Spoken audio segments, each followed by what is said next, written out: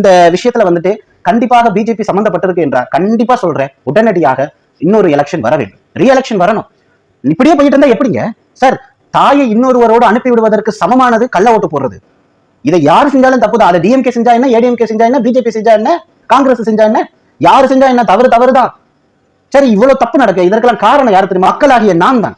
வெக்க கேடுங்க. நம்ம எல்லாருக்கும் ஓட்டு உரிமை இருக்கு. ஆனா எல்லாரும் ஓட்டு போடுறோமா? கவர்மெண்டே அன்னைக்கு லீவு விடுதுங்க. ஆனாலும் கூட நம்ம ஓட்டு போறது இல்லை. பக்கத்துல, நம்ம ஊருக்கு பக்கத்துல நடக்கிற ஒரு ஸ்கூல்ல தான் மேக்சிமம் வந்துட்டு ஒரு எலெக்ஷன் நடக்க போகுது. அந்த இடத்துக்கு போயிட்டு வரதுக்கு உங்களுக்கு கஷ்டமா? எனக்கு புரியலையே. கடைக்கு போகாம இருக்கிறோமா, இல்ல நம்ம அன்றாட தேவைக்கு போகாம இருக்கிறோமா? டாஸ்மார்க்ல மணிக்கணக்க நிக்க தெரியுது, ஏன் ரேஷன் கடையில மணிக்கணக்க நிக்க தெரியுது? ஓட்டு போடுறதுக்கு போறதுக்கு மட்டும் உங்களுக்கு என்ன புளிக்குதா, கசக்குதா?